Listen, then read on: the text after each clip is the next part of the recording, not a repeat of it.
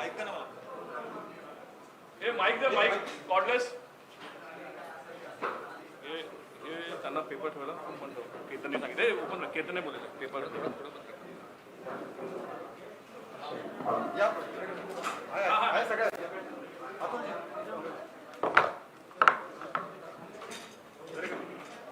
नमस्कार सगळ्यांचं मनापासून स्वागत. आपल्या सगळ्यांना माहिती आहे की आज 1 वर्ष विद्यमान सरकारला झालं आणि त्यानिमित्त महाराष्ट्रात या सरकारचं अपयश सेक्रेटरीला मांडतो भारतीय जनता पार्टीतर्फे. आज त्याची सुरुवात भारतीय जनता पार्टीचे नेते आणि विधानसभेचे विरोधी पक्षनेते माजी मुख्यमंत्री माननीय देवेंद्रजी आपल्याशी संवाद साधून करणार आहेत. प्रेस कॉन्फरन्स सुरू करण्यापूर्वी 2 पुस्तिकांचं प्रकाशन माननीय देवेंद्रजी हस्ते होणार आहे. विधान परिषदेचे विरोधी पक्षनेते श्री प्रवीण दरेकर यांनी ही कसली वचनपूर्ती नावाची पुस्तिका लिहिली आहे. मी माननीय देवेंद्रला विनंती करतो की त्यांनी त्या पुस्तिकेचं प्रकाशन करावं. वर्षपूर्ती झाली पण वचनपूर्ती नाही. वर्षपूर्ती झाली पण वचनपूर्तीचं काय?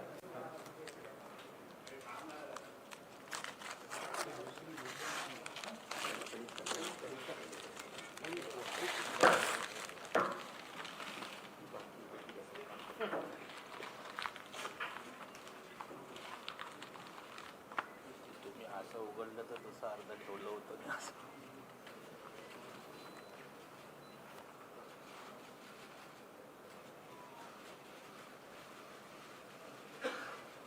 याबरोबरच मुंबईसाठी एकूणच हे वर्ष विकासाच्या दृष्टीनं काळं वर्ष ठरलेलं आहे. मुंबईच्या अडचणी मुंबईच्या समस्या सरकारकडे वाढलेल्या त्यानिमित्त अतुल भातखळकर मनोहर लोहाजी यांनी दिलेली पुस्तिका त्याचे प्रकाशन माननीय देवेंद्रजी करावं यांना विनंती करतो.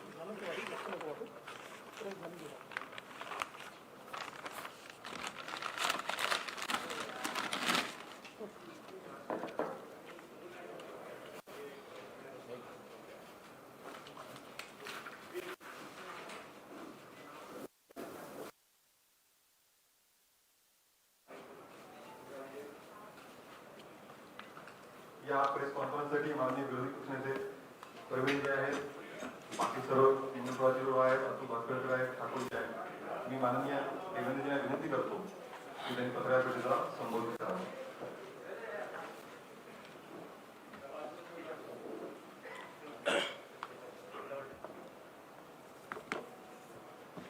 आपल्या सर्वांचे या पत्रकार परिषदेमध्ये मी स्वागत करतो. आज महात्मा ज्योतिबा फुले यांची पुण्यतिथी आहे. त्यांना मी विनम्र अभिवादन करतो. खरं तर श्री उद्धवजी ठाकरे यांच्या नेतृत्वातील महाआघाडी सरकारला 1 वर्ष पूर्ण झालं आणि त्यांच्या 1 वर्षाच्या कामाची कार्यपुस्तिका ही म्हणजे काल आलेले न्यायालयाचे 2 निर्णय आहेत. खरं म्हणजे श्री अर्णव गोस्वामी असतील किंवा कंगना रणावत असतील यांच्या सगळ्या विचारांशी आम्ही सहमत नाही. परंतु लोकशाहीमध्ये सरकार विरोधी विचार मांडल्यानंतर ते चिरडून टाकू या वृत्तीशी आम्ही बिलकुलच सहमत नाही. आणि ज्या प्रकारची चपराक या सरकारला काल सर्वोच्च न्यायालयाने आणि उच्च न्यायालयाने या ठिकाणी दिली आहे, यानंतर तरी हे सरकार जागं होईल का की आता सर्वोच्च न्यायालय आणि उच्च न्यायालयाला देखील तुम्ही महाराष्ट्र विरोधी ठरवणार आहात, हा सवाल आता विचारण्याची आवश्यकता आहे. महाराष्ट्रद्रोही असं उच्च न्यायालय आणि सर्वोच्च न्यायालयाला या सरकारने ठरवलं नाही म्हणजे फार चांगलं झालं असं आम्ही समजू. आज आपण बघू शकतो की श्री अर्णव गोस्वामी यांच्या प्रकरणात अतिशय हार्ड हिटिंग अशा प्रकारचा निर्णय हा सर्वोच्च न्यायालयाने दिला आहे. आणि त्यात सर्वोच्च न्यायालय म्हणतं व्यक्ती स्वातंत्र्य ही संविधानातील अतिशय मौल्यवान बाब आहे. एखाद्या व्यक्तीची स्वतंत्रता ही एक दिवस जरी धोक्यात येत असेल तर ती अनेक दिवसांसाठी धोक्यात आली असे म्हणावे लागेल. या पुढचं महत्त्वाचं आहे.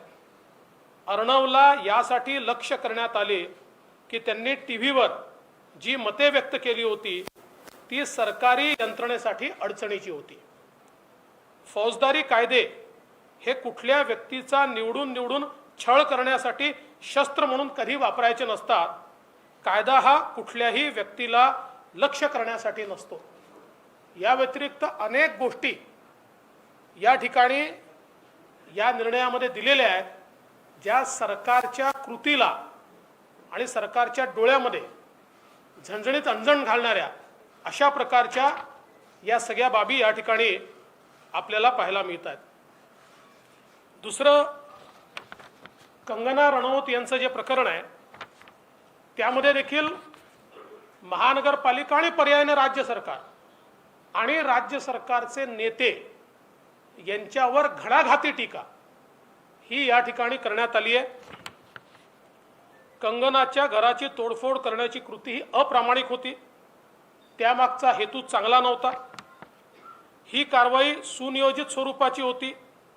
तिचे ट्विट्स आणि वक्तव्य पाहून ती करण्यात आली. तिच्या घरात कारवाई करण्यात आलेली कारवाई ही अनधिकृत होती. तिला कोणताही कायदेशीर मार्ग वापरता येऊ नये हे सुनिश्चित करण्यात आले. मार्ग असा पत्करण्यात आला की तिच्याकडे कोणताही पर्याय राहू नये आणि जे काही आहे ते स्वीकारण्याशिवाय पर्याय असू नये. फेट अकम्प्ली असा शब्द वापरण्यात आला आहे. एखाद्या व्यक्तीच्या मूलभूत हक्कांचा सन्मान न करण्याचा प्रयत्न अशीच महापालिकेची कारवाई म्हणता येईल. कंगनाला नोटीस जारी करण्यापासून ते बांधकाम पाडण्यापर्यंत संपूर्ण कारवाई अप्रामाणिक आणि अशुद्ध हेतूने होती. म्हणूनच अतिक्रमण पाडण्याचा मुंबई महापालिकेचा आदेश आम्ही रद्द करीत आहोत. श्री संजय राऊत यांची वागणूक एखाद्या संसद सदस्याला शोभून दिसणारी नाही. 9 मार्चपर्यंत नुकसान किती झाले याची माहिती न्यायालयाला सादर करावी. त्यानुसार आम्ही नुकसान भरपाईचा आदेश पारित करू. म्हणजे आपण हे दोन्ही निर्णय जर बघितले तर अक्षरशः सरकारी तंत्राचा गैरवापर आणि एवढंच नाही आहे, अनेक RTI कार्यकर्त्यांवर, अनेक जे सोशल मीडियावर ॲक्टिव्ह आहेत अशा लोकांवर सरकारच्या विरोधात बोलाल तर आम्ही तुम्हाला जेलमध्ये टाकू ही जी दमनकारी नीती आहे ही यातनं स्पष्ट झाली आहे. आणि ती सर्वोच्च न्यायालय आणि उच्च न्यायालयाने देखील या ठिकाणी पूर्णपणे स्पष्ट केली आहे. आणि आमची तर मागणी आहे की आता हे स्पष्ट दोन्ही निकाल आल्यानंतर सरकार कोणावर कारवाई करणार आहे हे सरकारने स्पष्ट केलं पाहिजे. कोणावर कारवाई करणार आहे? गृहमंत्र्यांवर होणार की मुख्यमंत्री याच्याकरता माफी मागणार? अशा प्रकारची कारवाई झाल्याबद्दल ते तर मागणार नाहीत, आम्हाला माहिती आहे. की ज्या अधिकाऱ्यांनी नियमबाह्य जाऊन अशा प्रकारची कारवाई केली त्यांच्यावर कारवाई करणार हे देखील आता या ठिकाणी स्पष्ट झालं पाहिजे. खरं तर महाविकास आघाडीला 1 वर्ष पूर्ण झालं. या 1 वर्षामध्ये या सरकारची अचीवमेंट काहीच नाही. खरं तर 1 वर्ष पूर्तीच्या निमित्ताने माननीय मुख्यमंत्र्यांनी सामनाला मुलाखत दिली.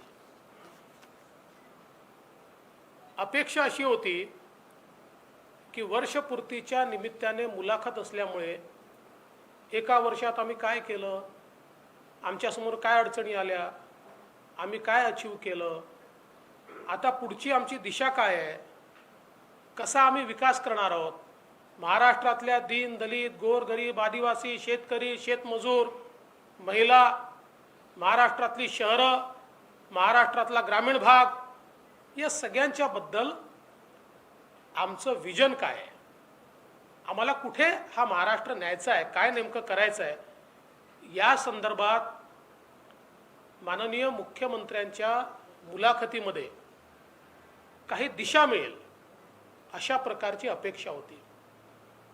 परंतु दुर्दैवाने मुख्यमंत्र्यांची मुलाखत ही केवळ टीका टिप्पणीमध्ये केली.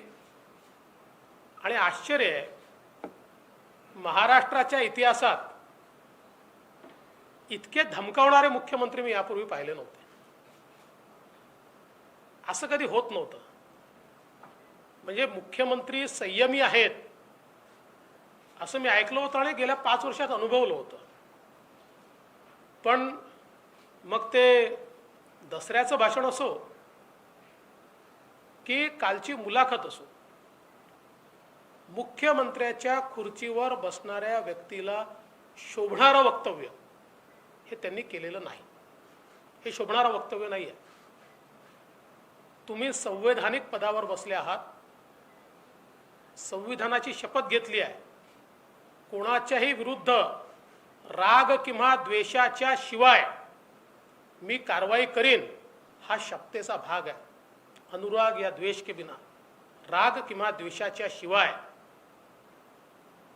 ही जी शपथ घेतली आहे, या शपथेचं पालन करताना कुठेही मुख्यमंत्री दिसत नाहीत. आणि कालच्या मुलाखतीमध्ये विकासावर चर्चा नाही आहे, महाराष्ट्र कुठल्या दिशेला जाईल याच्यावर चर्चा नाही आहे. याच्या मागे हात धुवून लागू, त्याच्या मागे पाय धुवून लागू, याची खिचडी करू, त्याचा खिमा बनवू, हे कुठले शब्द आहेत? म्हणजे असं आहे की अशा प्रकारचं भांडण हे नाक्यावर होतं. हे वर्षपूर्तीच्या निमित्ताने होत नाही. मुख्यमंत्र्यांनी एक गोष्ट लक्षात घेतली पाहिजे की अशा प्रकारे चिरडण्याची भाषा ही ज्यांनी ज्यांनी केली ते फार काळ टिकले नाहीत. आणि ह्या देशात तर लोकशाही आहे. लोकशाहीची मूल्य, एक बरं झालं की त्यांची मुलाखत एक दिवस आधीच झाली होती. कालच्या जे काही निर्णय आले आहेत त्या निर्णयानंतर जर ही मुलाखत झाली असती तर कदाचित कंटेम्प्ट ऑफ कोर्टच झाला असता. कारण सर्वोच्च न्यायालय आणि उच्च न्यायालय तुमच्याबद्दल इतकी जबरदस्त टिप्पणी करते आणि तुमची मुलाखत तीच आहे.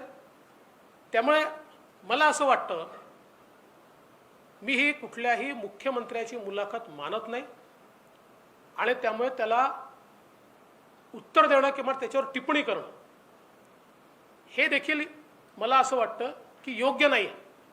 कारण ती त्या लायकीचीच नाही आहे. ती त्या लायकीचीच नाही आहे. माझी अपेक्षा आहे असं आहे की तुम्हाला ते म्हणतात ना 5 वर्ष राज्य चालवणार आहे, जरूर चालवा, 5 वर्ष नक्की तुम्ही चालवा, काही आमची हरकत नाही आहे. पण या 5 वर्षात नुसत्या धमक्या देऊ नका, गव्हर्नन्स दाखवा ना. 1 वर्ष तर तुमचं गेलं, गव्हर्नन्स कुठे आहे? वेर इज गव्हर्नन्स? या 1 वर्षात गव्हर्नन्स हा कुठेही पाहायला मिळालेला नाही. खरं तर हे सरकार जे आलं तेच मुळात विश्वासघातातनं आलं. विश्वासघातातनं, आणि तो आमचा सोडून द्या, आम्ही फार छोटे लोक आहोत, जनतेचा विश्वासघात करून हे सरकार आलंय. जनतेचा विश्वासघात. कारण तुम्ही एका पक्षासोबत युती करून मतं मागता, मोदीजींच्या नावाने मतं मागता, मोदीजींचा चेहरा समोर ठेवून त्या ठिकाणी मतं मिळवता आणि त्यानंतर विरोधकांची हातमिळवणी करता. आणि म्हणून हे सरकार विश्वासघातातनं आलेलं सरकार आहे. आणि आल्यानंतर गेल्या 1 वर्षातली उपलब्धी काय आहे? 1 वर्षातली उपलब्धी यांची केवळ स्थगिती आहे. वेगवेगळ्या विकास कामांना स्थगिती देणं याच्या व्यतिरिक्त दाखवण्यासारखं या सरकारमध्ये काही नाही आहे. आणि आमचं स्पष्ट मत आहे, आरे कारशेड या संदर्भात तर मुंबई भाजपा यातलं सत्य हे मुंबईतल्या प्रत्येक व्यक्तीपर्यंत पोहोचवणार आहे. काही अधिकारी आपल्या फायद्याकरता मुख्यमंत्र्यांचा इगो मसाज करतायत आणि मुख्यमंत्र्यांची दिशाभूल करतायत आणि त्यातनं आरे कारशेड सारखे निर्णय जे मुंबई विरोधी निर्णय आहेत, मुंबईच्या सामान्य माणसाच्या विरोधातले निर्णय आहेत आणि सर्वोच्च न्यायालयाने दिलेल्या निर्णयाच्या विरोधातले निर्णय आहेत. त्यामुळे या संदर्भात मुंबईतल्या प्रत्येक व्यक्तीपर्यंत याचं सत्य हे आम्ही एका छोट्याशा पुस्तिकेच्या माध्यमातून पाठवणार आहोत. आणि या सरकारने कसं मुंबईकरांना या ठिकाणी मेट्रोपासून दूर ठेवलं ते देखील आम्ही सांगणार आहोत. आता आपण बघा, या ठिकाणी जलयुक्त शिवार स्थगित, सरपंचाची थेट निवडणूक स्थगित, बाजार समित्यांमध्ये शेतकऱ्यांचा मतदानाचा अधिकार स्थगित, शिक्षकांच्या ऑनलाईन बद्द्या स्थगित, सारथी बंद, आरे कारशेड मी सांगितलं. यादी इतकी मोठी आहे, माझ्याकडे 2 पानाची यादी आहे की ज्याच्यावर निव्वळ स्थगिती या सरकारने दिलेली आहे. आणि दुसरीकडे कोरोनाच्या काळामध्ये, कोरोनाच्या हाताळणीमध्ये हे सरकार सपशेल अपयशी झालं. ही तर खरोखर मी असंच म्हणतो की ईश्वराचे आशीर्वादच म्हणावेत की दुसरी वेव ही देशात आणि महाराष्ट्रात काही भागातच दिसते आहे, ती अजून महाराष्ट्रात दिसत नाही आणि ती येऊ नये अशीच आपली इच्छा आहे. पण हे सांगतात की आम्ही महाराष्ट्रात कोरोना थोपवला. देशामध्ये एकूण मृत्यू झाले 1,34,000, त्यातले 46,000 मृत्यू तुमच्याकडे, आणि कोरोना थोपवला. देशातल्या सर्वात जास्त कोरोनाचे पेशंट्स हे महाराष्ट्रात, आणि कोरोना थोपवला. काय अवस्था आपण महाराष्ट्राची आणि मुंबईची बघितली. रस्त्यावर तडफडून मरणारे लोक आम्ही बघितले, एकेका बेडवर मेलेला व्यक्ती आणि पेशंट झोपलेला आम्ही बघितला. 3-3 दिवस लोक मेले पण कोणाला पत्ता नाही आम्ही बघितलं. 7-7 दिवस शौचालयात त्या ठिकाणी डेड बॉडी पडली आहे, कोणी लक्ष द्यायला तयार नाही हे आम्ही बघितलं. कोणाची बॉडी कोणाकडे गेली हे माहिती नाही हे आम्ही या ठिकाणी बघितलं. किती किती किती व्यथा आम्ही या कोरोनाच्या काळात बघितल्या. कुठेही सरकारचं नियंत्रण कोरोनात आम्हाला पाहायला मिळालं नाही. आजही बघा, चाचण्यांच्या संदर्भात आज आम्ही पुन्हा चाचण्या कमी करून टाकल्या. कशा करता? आम्हाला आकड्यांशी लढायचं आहे की कोरोनाशी लढायचं आहे? आणि सुरुवातीपासून ही स्ट्रॅटेजी राहिली आहे. मी तर या संदर्भात वारंवार, मी आज बोलतो असं नाही, वारंवार केवळ बोललो नाही, या संदर्भातली सगळी माहिती ही मी मुख्यमंत्र्यांपर्यंत पाठवली. ठीक आहे, माझ्या एकाही पत्राला त्यांनी उत्तर दिलं नाही, पण किमान त्याच्यावर जर कारवाई केली असती तरी देखील आम्ही त्यांना धन्यवाद दिले असते. पण कुठलीही कारवाई होताना दिसत नाही. आणि म्हणून कोरोनाच्या काळात आम्ही काम केलं असं म्हणून पाठ थुपटून घेऊ नका. एक निश्चित आहे, कोरोनाच्या काळात प्रचंड मोठा भ्रष्टाचार हा मात्र झालाय आणि तो भ्रष्टाचार आम्ही उघड करणार आहोत. अक्षरशः कोरोनाच्या नावाने जी काही लूट या ठिकाणी झाली आहे ती आम्ही निश्चितपणे समोर आणणार आहोत. आज आपण बघा, राज्यामध्ये गेल्या वर्षभरात शेतकऱ्यांसमोर प्रचंड प्रश्न आले. विदर्भामध्ये पूर आला, कोकणामध्ये निसर्ग चक्रीवादळ आलं, पश्चिम महाराष्ट्रामध्ये, मराठवाड्यात आणि उत्तर महाराष्ट्रात अतिवृष्टी झाली. महाराष्ट्रातल्या कानाकोपऱ्यातला शेतकरी पूर्ण उद्ध्वस्त झाला. वचनपूर्ती मुख्यमंत्री पदाकरता न दिलेलं वचन लक्षात आहे, पण शेतकऱ्याला आपण स्वतः बांधावर जाऊन दिलेलं वचन मात्र हे विसरले. 50,000 देऊ, 25,000 देऊ, दिलं होतं ना वचन. मुख्यमंत्री पदाचं वचन आम्हाला दिलं होतं, हे रोज सांगितलं जातं. पण तुम्ही शेतकऱ्याला दिलेल्या वचनाचं काय, याचं उत्तर कोण देणार? आणि ते सोडून द्या, आजही तुम्ही मदत केलेली, तुम्ही जाहीर केलेली मदत देखील, तोकडी मदत देखील शेतकऱ्याला मिळालेली नाही. मी आता पुन्हा जवळजवळ अर्ध्या महाराष्ट्राचा दौरा करून आलो. या पदवीधर मतदारसंघाच्या निवडणुकीच्या आणि इतर अनुषंगाने विदर्भापासनं, मराठवाड्यापासनं तर पश्चिम महाराष्ट्रापर्यंत सगळा दौरा मी केला. आणि सगळीकडे एकच प्रश्न मी विचारत होतो, मदत मिळाली का? कुठेही मदत मिळालेली नाही, कुठेही नाही. आणि आज ज्या प्रकारे म्हणजे एकीकडे शेतकऱ्याला मदत नाही, दुसरीकडे जे उगवलं, आता बोंडअळीमुळे कापूस गेलाय, अतिवृष्टीनंतर खोडकिडीमुळे सोयाबीन गेलाय, याच्याकडे मात्र सपशेल दुर्लक्ष आहे. याचा तर पंचनामाही नाही आहे. म्हणजे पावसानंतर हे जे काही कापूस आणि सोयाबीन गेलाय त्याचा पंचनामाही नाही आहे. आमची मागणी आहे, धानाच्या शेतकऱ्याला बोनसची घोषणा आली, आम्ही स्वागत करतो, आम्हाला आनंद आहे. पण त्याच वेळी हा जो कापसाचा शेतकरी आहे, सोयाबीनचा शेतकरी आहे, ज्याला अक्षरशः आज रस्त्यावर येण्याची त्याची परिस्थिती झाली आहे, त्यालाही तात्काळ सरकारने बोनस घोषित केला पाहिजे, मदत घोषित केली पाहिजे आणि त्याला सावरलं पाहिजे. एवढंच नाही, माननीय मुख्यमंत्र्यांनी घोषणा केली, पिकेल ते विकेल. जे पिकलंच नाही, पण जे पिकलं तेही विकायची व्यवस्था नाही आहे. म्हणजे जो कापूस राहिला त्याच्या खरेदीची व्यवस्था नाही आहे, सोयाबीनच्या खरेदीची व्यवस्था नाही आहे, मागच्याही खरीप आणि रबीची खरेदी हे सरकार करू शकलं नाही. आताही कुठलीही खरेदीची व्यवस्था या सरकारने केलेली नाही. आणि जे कोरोनाच्या काळात छोटे छोटे घटक आहेत, 12 बलुतेदार आहेत, फुटपाथ दुकानदार आहेत, ऑटो रिक्षा टॅक्सीवाले आहेत, वेगवेगळे कामं करणारे आहेत, या कोणाही करता एका नव्या पैशाचं पॅकेज या सरकारने दिलेलं नाही, कोणालाही मदत केली नाही.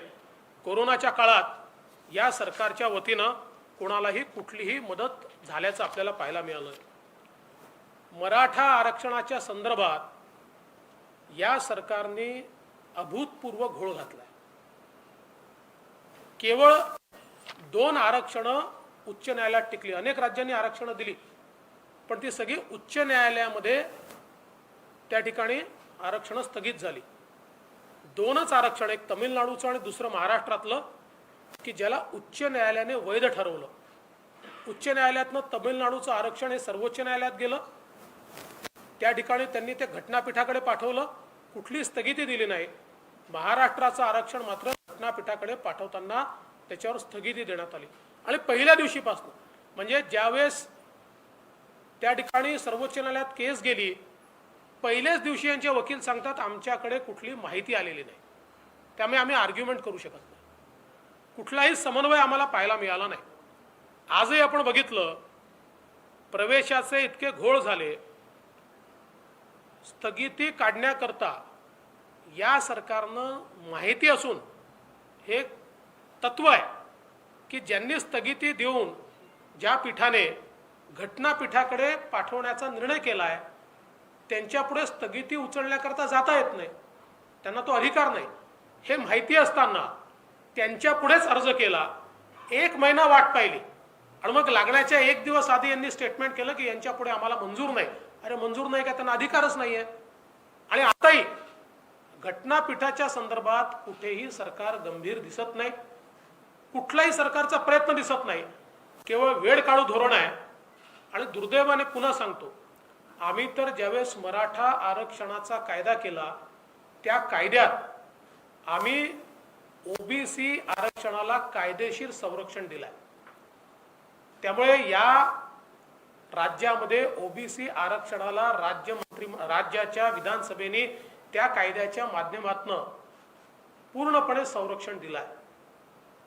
अशा परिस्थितीत सत्ता पक्षातलेच काही नेते या बाजूने आणि त्या बाजूने जाणीवपूर्वक या ठिकाणी स्टेटमेंट्स देऊन मराठा समाज आणि ओबीसी समाजाला अमोरासमोर आणण्याचा प्रयत्न, ओबीसी समाजामध्ये घबराट तयार करण्याचा प्रयत्न, कुठल्याही परिस्थितीत ओबीसी समाजाच्या आरक्षणाला धक्का लागूच शकत नाही, तो कोणी सहन देखील करणार नाही.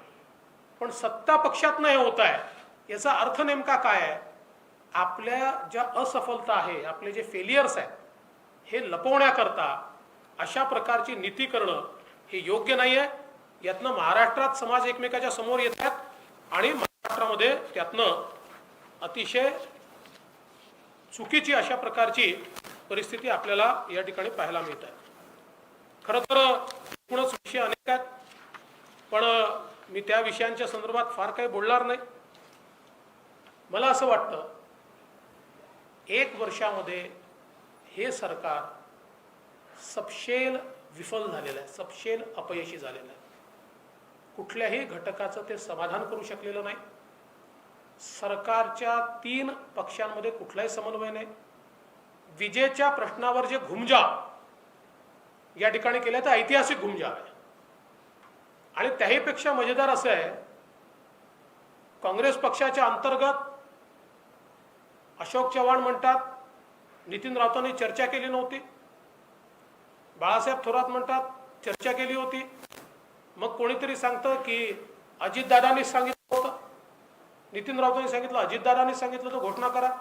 अजितदादा म्हणतात मला माहीत नाही, आणि मुख्यमंत्री म्हणतात तुम्हाला जे निर्णय घ्यायचे ते तुम्ही घ्या, तुमचं कुटुंब तुमची जबाबदारी, त्यामुळे तुम्ही जे निर्णय घ्यायचे ते तुम्ही घ्या. त्यामुळे एकूणच सरकारमध्ये समन्वय नाही आहे. आणि ज्या प्रकारे बदल्याचे दलाल आज फिरतायत आणि जी अवस्था आम्हाला पाहायला मिळते आहे, अशी तर महाराष्ट्रात पूर्वीच्या 15 वर्षाच्या काँग्रेस राष्ट्रवादीच्या सरकारमध्येही नाही बघितली. इतकी वाईट अवस्था आज या ठिकाणी पाहायला मिळते. आणि बदल्यांच्या व्यतिरिक्त कुठलाच कारभार या सरकारमध्ये होताना दिसत नाही आहे. आणि म्हणून या 1 वर्षाच्या निमित्ताने अपयशी ठरलेल्या या सरकारला आणि त्याचे मुख्य जे आहे माननीय मुख्यमंत्री यांना मी एवढंच सांगेन की मुख्यमंत्र्यांसारखे वागा. संयम हा तुमच्या बोलण्यात आणि कृतीत दोन्ही ठिकाणी दिसला पाहिजे. आणि पुन्हा एकदा सांगतो, हे जे 2 निर्णय आले आहेत, म्हणजे स्पष्ट सांगतो, आमची काही राष्ट्रपती राजवटीची मागणी बिलकुल नाही, पण कॉन्स्टिट्यूशनल मशिनरी ब्रेकडाऊनचं या 2 निर्णयाशिवाय वेगळं उदाहरण काय हवं आहे? हे 2 निर्णयच कॉन्स्टिट्यूशनल मशिनरी ब्रेकडाऊन आणि अब्यूज ऑफ पॉवर याचं ज्वलंत उदाहरण आहे. पण आम्ही एक सक्षम विरोधी पक्ष आहोत.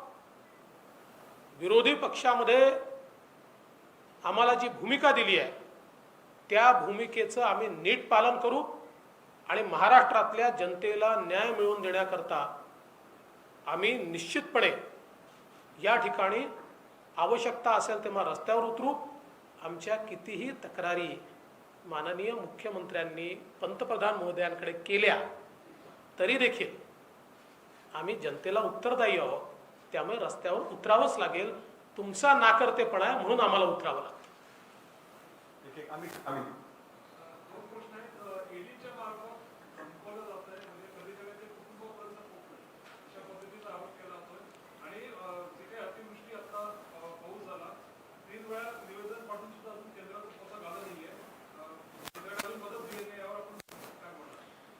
माझी आपल्याला विनंती आहे की पत्रकारांनी देखील पूर्ण माहिती घेऊन त्या ठिकाणी प्रश्न, म्हणजे माझा तुमच्यावर काही रोष नाही आहे, पण सरकारच्या वतीनं जे सांगितलं होतं ते सत्य नाही आहे. सरकारच्या वतीनं हे पत्र पाठवतात, पत्र नाही पाठवावं लागत, मेमोरँडम जावं लागतं. आणि मेमोरँडम गेल्यानंतर तुम्हाला त्या ठिकाणी मदत मिळते. त्यामुळे इथे ज्या मंत्र्याच्या मनात येईल तो ते बोलतो आणि दुर्दैवाने तेच दाखवलं जातं. कोणी क्रॉस क्वेश्चन विचारत नाही, दाखवा तुमचं मेमोरँडम कितीचं गेलं आहे, ते कधी गेलं आहे, ते कसं तुम्ही पाठवलं याबद्दल कधी कोणी विचारत नाही. केंद्र सरकार निश्चितपणे मदत करेल. आणि मी सांगितलं, मी यापूर्वी आकडेवारी दिली की काँग्रेस राष्ट्रवादीच्या UPAच्या काळामध्ये महाराष्ट्राला किती मदत मिळाली नॅचरल कॅलॅमिटीमध्ये, आणि 5 वर्षात मोदी सरकारच्या काळात किती मिळाली याची आकडेवारीच मी दिली आहे. त्या काळाच्या दुप्पट आहे. आणि आताही जेव्हा जेव्हा महाराष्ट्र अडचणीत येईल, परंतु सगळं माहिती असताना केंद्र सरकार कशी मदत करते, केंद्र सरकार किती मदत, त्यावेळेस तर माननीय पवार साहेब होते ना त्या कमिटीमध्ये, तरी तेवढीच मदत मिळत होती.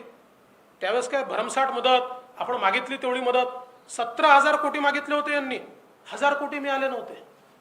म्हणून मला असं वाटतं की हा सगळा इतिहास, केंद्राची पद्धत, केंद्र सरकार निश्चितपणे या संदर्भात पूर्ण मदत करेल. ईडीचा जो प्रश्न आहे, ईडीच्या संदर्भात ईडी आपली कारवाई करतं, ती एजन्सी आहे, त्यांच्याकडे पुरावे आहेत, त्या पुराव्याच्या आधारावर ते कारवाई करतील. आणि पुरावे नसताना कारवाई केली तर जसं कोर्टाने इथे ठोकलं तसं तिथेही ठोकेल या ठिकाणी. त्यामुळे मला असं वाटतं की या संदर्भात कांगावा करण्याचं काही कारण नाही आहे. आणि घरच्यांच्या संदर्भात जो काही विषय मांडला जातो आहे, आम्ही कधीही कोणाच्या घरच्यांवर हल्ला करत नाही, आम्ही कधी टीका केली नाही, आम्ही संयम बाळगतो. आता जर त्याच्या संदर्भात बोलायचं झालं तर सर्वात मोठा विक्टिम तर मी आहे. माझ्या पत्नीच्या संदर्भात अधिकृत शिवसेनेचे नेते अधिकृत काय बोलतात, काय लिहितात, ट्विटरवर काय टाकतात, हे आपण सगळ्यांनी बघितलंय. पण मी कांगावा नाही करत त्याचा. मी राजकारणात आहे, मी उत्तराला उत्तर देईल.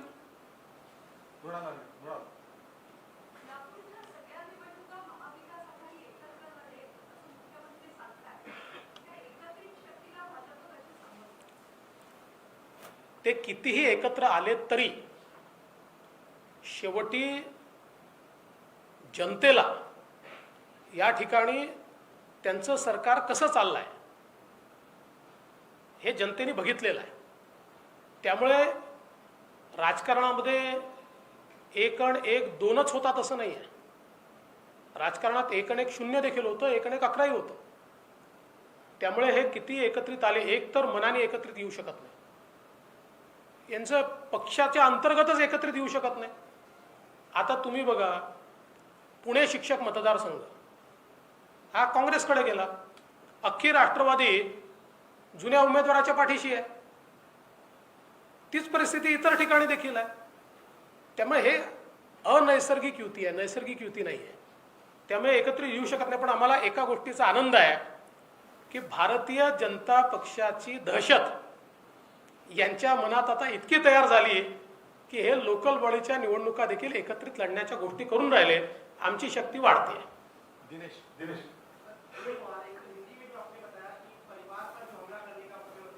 मैं हिंदी में वापस बोलूंगा, पूरा बोल देता हूँ. ऋतिक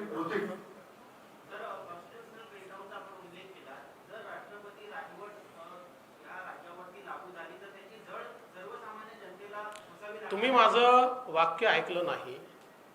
हा प्रश्नच विचारला नसता. मी म्हटलं राष्ट्रपती राजवट लावण्याची आमची मागणी नाही.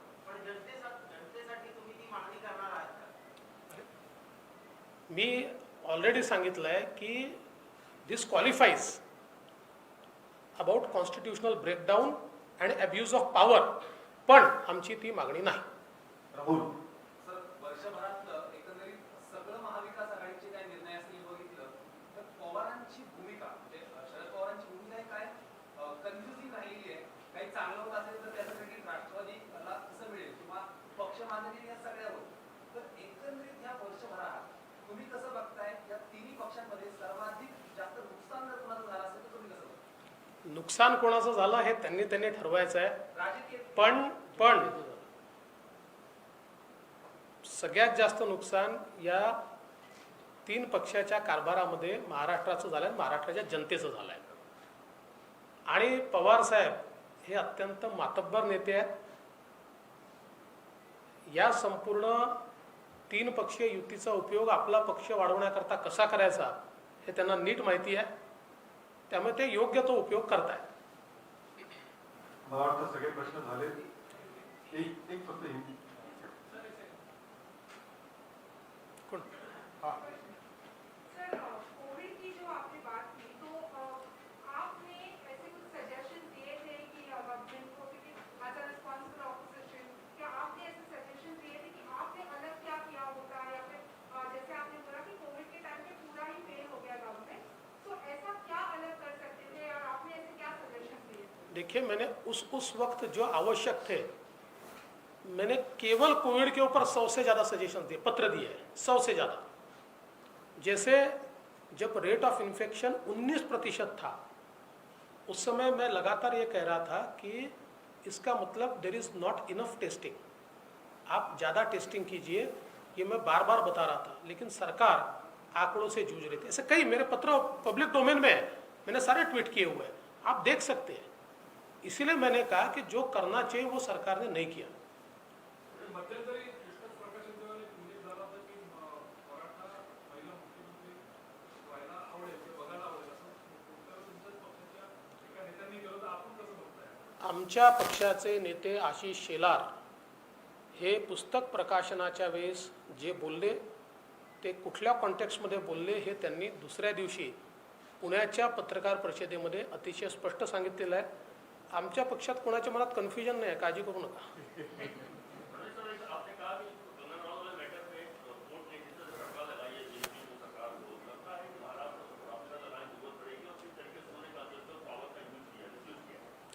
देखिए, कुल मिलाकर दोनों, मतलब सुप्रीम कोर्ट का जजमेंट और हाई कोर्ट का जजमेंट, ये दोनों हम देखें तो क्वालिफाई करता है एब्यूज ऑफ पावर, और एक प्रकार से क्वालिफाई भी करता है कि कॉन्स्टिट्यूशनल मशीनरी का ब्रेकडाउन है. जिस प्रकार से दोनों जजमेंट्स में बात कही गई है, लेकिन बावजूद इसके हमारी ऐसी मांग नहीं है कि यहाँ पर राष्ट्रपति शासन लगाया जाए.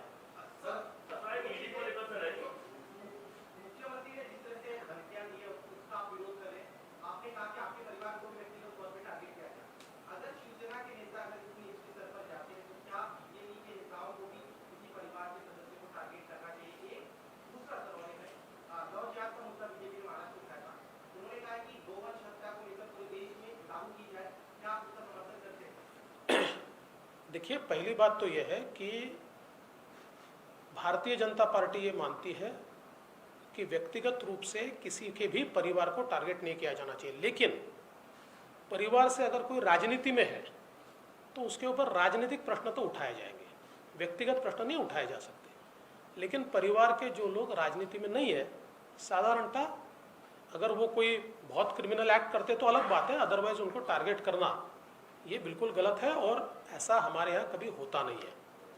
दूसरा, गो हत्या बंदी कानून ये जो महाराष्ट्र में हमने भी बनाया, देखिए, directive principles of state policy में संविधान में ये कहा गया है कि राज्य गो हत्या का कानून बनाएंगे. ये राज्य की जिम्मेदारी है. जिन राज्यों को लगता है उन राज्यों ने उसको बनाया है. और मुझे आश्चर्य लगता है, देखिए परिस्थितियाँ कैसी बदली कि आजकल संजय राउत साहब कहते बिहार कानून बनाएगा तो महाराष्ट्र कानून बनाएगा, और मुख्यमंत्री जी कहते हैं कि बंगाल ने जो किया वो हम करेंगे. तब बिहार और बंगाल का फॉलो करना पड़ेगा महाराष्ट्र को. तो ये तो बड़ी महाराष्ट्र की शान बढ़ रही है भाई साहब. तर काल उद्धव ठाकरेंनी म्हणजे एकंदरीत वर्षभरातली शिवसेनेची बदलली भूमिका, जसं की लव जिहादचा कायदा युपीमध्ये होतोय, एमपीमध्ये होतोय. काल त्यांनी असं म्हटलं की भाजपचं हिंदुत्व आता बदललंय. एकंदरीत शिवसेनेची आतापर्यंतची भूमिका आणि या सगळ्या संदर्भात कसं बघताय? भाजपचं हिंदुत्व बदललेलं नाही, तुम्ही हिंदुत्व सोडलाय. आणि काय शब्द आहे हो, हिंदुत्व काय धोतर आहे का सोडण्याकरता? असं हिंदुत्वाबद्दल बोलू शकता? आणि मग हिंदुत्व जर धमन्यांमध्ये वाहतं तर स्वातंत्र्यवीर सावरकरांना रोज शिव्या देणारे आणि तुमच्या सत्तेत असताना या महाराष्ट्रामध्ये त्यांच्या विरुद्ध लिहून अतिशय खालच्या स्तरात त्यांच्याबद्दल लिखाण करणारे त्यांच्या मांडीला मांडी लावून बसताय, हे तुमच्या धमन्यातलं हिंदुत्व. गुपकर सोबत जी काँग्रेस गेली त्या ठिकाणी काय त्यांचा अजेंडा आहे? चीनच्या मदतीने आम्ही पुन्हा एकदा भारतामध्ये 370 काश्मीरला लागू करू आणि भारताचा तिरंगा झेंडा लागू देणार नाही, काश्मीरचा झेंडा लागला पाहिजे, हा ज्यांचा अजेंडा आहे त्यांच्यासोबत मांडीला मांडी लावून बसताय. आम्हाला हिंदुत्व शिकवता. कसलं हिंदुत्व आहे तुमचं? हिंदुत्व तुम्ही सोडलाय. सर इन फ्यूचर कभी ऑप्शन रहा या आप कभी ऐसा कुछ सोच सकते कि एनसीपी या शिवसेना के साथ सरकार बना सकते हैं? राजनीति में ऐसे ऑप्शंस पे विचार नहीं किया जाता.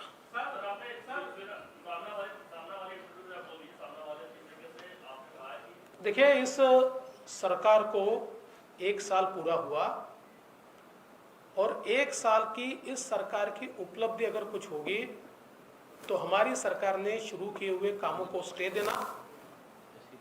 इसके सिवाय इस सरकार ने 1 साल में कोई काम नहीं किया. आज किसानों के ऊपर बहुत बड़ा संकट है.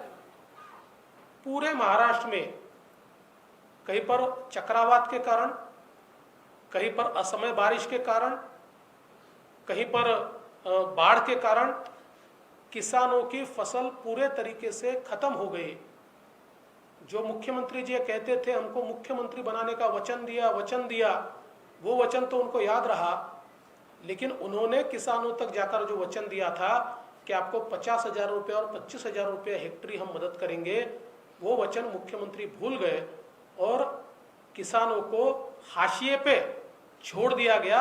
ये परिस्थिति 1 साल में महाराष्ट्र के हमको दिखाई पड़ती है. और एक अघोषित आपातकाल महाराष्ट्र में दिखाई पड़ता है. जिस प्रकार से कल 2 जजमेंट्स ये हमने देखे, सुप्रीम कोर्ट का जजमेंट अर्णब गोस्वामी के मामले में और हाई कोर्ट का जजमेंट कंगना रनावत के मामले में, भले ही हम भी इन दोनों व्यक्तियों के सारे स्टेटमेंट्स का समर्थन नहीं करते, लेकिन जिस प्रकार से लोकतंत्र को समाप्त करके इनको टारगेट किया गया, इसका समर्थन नहीं किया जा सकता. हम इसकी भर्त्सना करते हैं और सुप्रीम कोर्ट ने आईना दिखाया है सरकार को. जिस प्रकार से अर्णब गोस्वामी इनके केस में सुप्रीम कोर्ट कहता है चूंकि उन्होंने सरकार के विरोध में भूमिका ली इसलिए उनको टारगेट किया गया. और कुल अगर आप पूरा जजमेंट पढ़े तो मुझे लगता है इस सरकार को चुल्लू भर पानी में डूब मरना चाहिए. इस प्रकार से सरकार को और सरकार के कामों को, या जिस प्रकार से इसको हैंडल किया गया, इसके ऊपर टिप्पणी इसमें की गई है.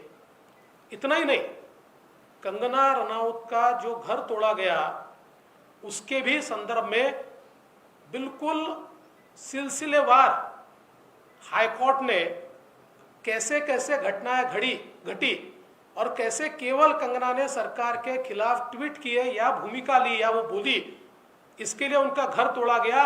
घर तोड़ना कैसे इलीगल था, कैसे जानबूझकर उनको किसी कोर्ट में जाने का अवसर न मिले, इस प्रकार से इस घर को तोड़ा गया. ऐसी सारी चीजें सिलसिलेवार लिखी है. और साथ साथ शिवसेना के नेता श्री संजय राउत, इनके बारे में भी टिप्पणी इसमें की गई है कि एक सांसद होते हुए इस प्रकार का उनका व्यवहार अशोभनीय है. और महानगर पालिका ने जिस प्रकार से बिल्कुल विंडिक्टिव कार्रवाई की, उसके ऊपर भी इसमें बहुत कड़े शब्दों में प्रहार किया गया है. तो मुझे लगता है कि 1 साल में इस सरकार का व्यवहार और बर्ताव, इसका कच्चा चिट्ठा या इसका एक जो हम कह सकते हैं इसका एक किताब, केवल ये 2 जजमेंट से हमारे सामने आता है. और इतना ही नहीं, तो अलग अलग प्रेस के लोगों पर, मेरे पास तो लिस्ट है कितने पत्रकारों के ऊपर कार्रवाई की गई, इसकी लिस्ट मेरे पास है. कितने सोशल मीडिया एक्टिविस्ट के ऊपर कार्रवाई की गई. तो एक अघोषित आपातकाल, सरकार के खिलाफ बोलोगे तो जेल में जाना पड़ेगा. और मुझे ऐसा लगता है कि लोकतंत्र की हत्या एक प्रकार से इस सरकार के माध्यम से की गई. सबसे महत्वपूर्ण बात यह है कि 1 साल पूरा होने पर माननीय मुख्यमंत्री उद्धव ठाकरे जी ने एक सामना को इंटरव्यू दिया. हम ये अपेक्षा करते थे कि पिछले 1 सालों में हमारे सामने क्या चुनौतियां आई, उन चुनौतियों को हमने कैसे पूरा किया, 1 साल की हमारे अचीवमेंट क्या है और आने वाले 4 साल का हमारा रोड मैप क्या है, किस प्रकार से महाराष्ट्र को हम विकास की ओर ले जाना चाहते हैं। ऐसी सारी चीज़ें इस इंटरव्यू में वो बताएंगे, क्योंकि मैं भी मुख्यमंत्री था, मेरे पहले भी थे, अलग अलग राज्यों के मुख्यमंत्री मैंने देखे। जब उनका 1 साल पूरा होता है या कोई भी साल पूरा होता है तो इस प्रकार से वो क्या किया ये बताते हैं और क्या करेंगे ये बताते हैं। परंतु हमारे मुख्यमंत्री जी का इंटरव्यू पहले से लेकर आखिर तक केवल धमकियां देने में समाप्त हो गया। वो केवल धमकियां दे रहे थे, विरोधकों को दे रहे थे, अन्य लोगों को दे रहे थे। मुझे बड़ा आश्चर्य लगता है, मुख्यमंत्री की कुर्सी पर जब आप बैठते हो तो आप जो शपथ लेते हो, शपथ में शब्द है अनुराग या द्वेष के बिना, ऐसा एक शब्द है। तो अनुराग या द्वेष के बिना हम सरकार को चलाएंगे, सभी को समान न्याय देंगे, इस शपथ को भूल गए। और एक भी डेवलपमेंट की बात पूरे इंटरव्यू में उनसे हमको देखने को नहीं मिली। जिस प्रकार का बयान, जिस प्रकार का वक्तव्य वो कर रहे हैं, मुझे ऐसा लगता है कि ये किसी भी मुख्यमंत्री को शोभा नहीं देता। हमारी अपेक्षा है, वो कहते हैं हम 5 साल सरकार चलाएंगे, जरूर चलाइए, अगर आपसे बनता है तो आप 5 साल चला लीजिए, पर गवर्नेंस तो दिखाइए। धमकियों के भरोसे थोड़ी स्टेट चलता है, धमकियों के भरोसे थोड़ी राज्य चलता है। तो गवर्नेंस के नाम पर 1 साल जीरो है, और इसलिए मुझे ऐसा लगता है कि सरकार ने लोगों की अपेक्षाओं को भंग किया है, लोगों का विश्वासघात किया है। सर, आपकी पार्टी के कुछ नेता लगातार कह रहे हैं कि अगले 2 से 3 महीनों में महाराष्ट्र में बीजेपी की सरकार बन जाएगी। देखिए, उसके ऊपर मैं जवाब दे चुका हूँ। सर, आज संजय राउत ने एक कार्टून पोस्ट करते हुए ये और मीटिंग को कुत्ते के रूप में दिखाया, आप देखिए, मुझे ऐसा लगता है कि कुछ लोगों को सीख नहीं मिलती, क्योंकि देश के न्यायालय जब आपके व्यवहार के ऊपर कोई टिप्पणी करते हैं तो कम से कम उसमें से सीख लेनी चाहिए। पर कुछ लोग ऐसे ही होते हैं, वो सीख नहीं लेते हैं, उनसे क्या अपेक्षा करेंगे। शेवटचा कई सारी मुलाकातों का जिक्र है और सिलसिले में मुलाकातों में आपकी और शरद पवार जी की मुलाकात है, थोड़ा सा उस पर रेफरेंस। देखिए, मैंने उनकी किताब अभी पढ़ी नहीं है, उनकी किताब मैं जब पढ़ूंगा तो उसके ऊपर जरूर बोलूंगा।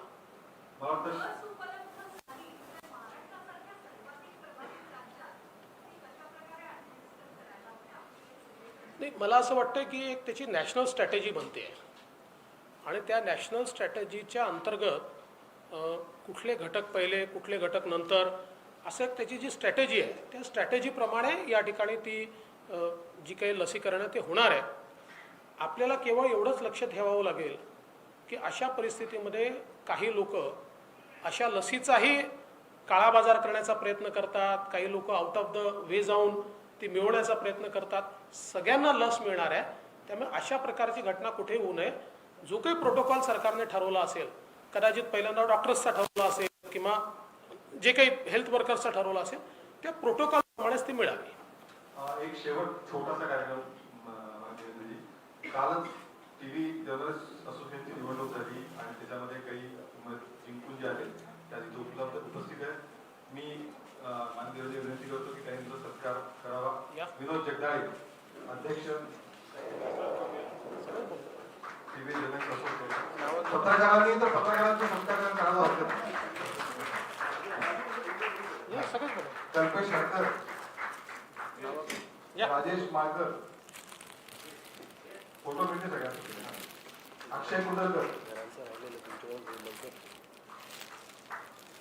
राजरंजन सिंग, कल्पेश आणि हे आणखीन एक अभिषेक शर्मा, राज या ना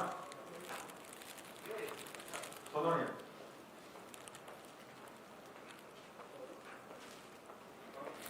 आणखीन कोण उपस्थित सदस्य त्यापैकी? मी अभिषेक शर्मा विजयवंतना दादासाहेब फाळके पत्रकारिता पुरस्कार मिळाला, इंडियन न्यूजचे पत्रकार आहेत अभिषेक शर्मा। या अभिषेक या।